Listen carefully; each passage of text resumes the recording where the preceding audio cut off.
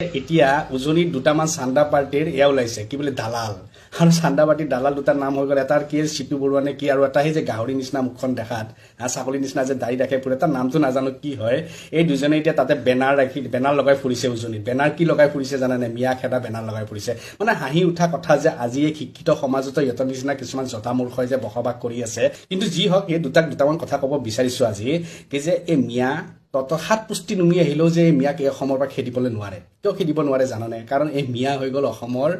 বৈধ নাগৰিক এই মিয়া হৈ গ'ল এই ভাৰতৰ বৈধ নাগৰিক তেখেতসকল বাংলাদেশী নহয়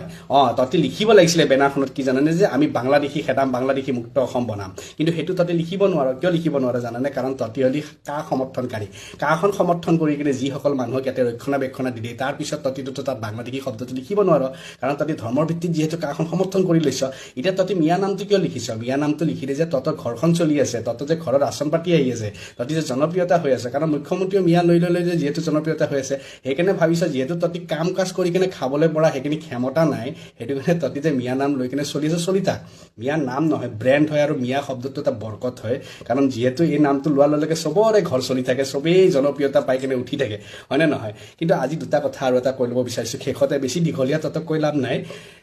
চা এই মিয়া খেদিম কিবা খেদিম বেনাৰ লগাই কিনে লাভ নাই তহঁতি কি কৰিব লাগিছিলে জানানে বেনাৰ লগোৱা জেগাত যে আমি এতিয়াৰ পৰা খেতি কৰিম আমি এতিয়াৰ পৰা খেতি কৰিম আমি এতিয়াৰ পৰা লেবাৰ কৰিম আমি এতিয়াৰ পৰা চব্জি পাচলি আমি ৰুম আমি স্বাৱলম্বী হ'ব লাগিব আমি আগবাঢ়িম এইবিলাক তহঁতি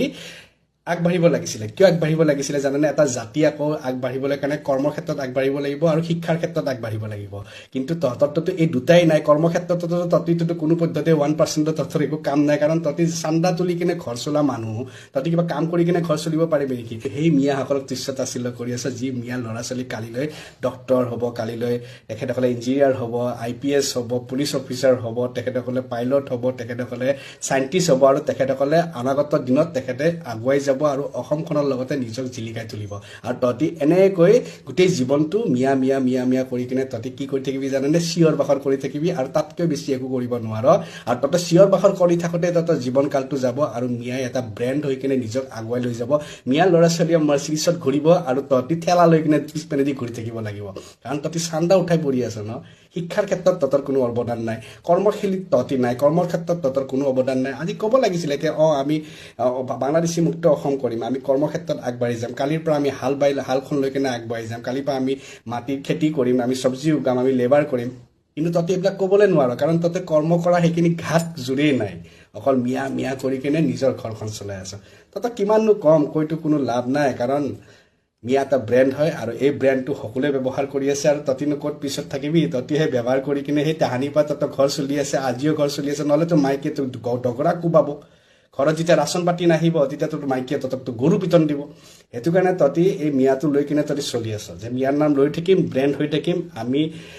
জনপ্ৰিয়তা পাই থাকিম ক'ৰবাৰ পৰা 4 পইচা অলপমান আমাৰ একাউণ্টছত সোমাই থাকিব আমি ভাই আমাৰ পৰিয়ালক চলাব পাৰিম দে চলা মিয়া শব্দ নহয় এইটো ব্ৰেণ্ড হয় ৰাতিপুৱা শুই উঠাৰ লগে লগে মুখখন ধোৱাৰ আগতে মিয়া মিয়া মিয়া মিয়া এনেকৈ কৰি ল'বি 3 বাৰ বুজি পাইছনে তেতিয়াহে তহঁতৰ বৰকত হ'ব তহঁতৰ ঘৰখন আগবাঢ়ি থাকিব জয় অসম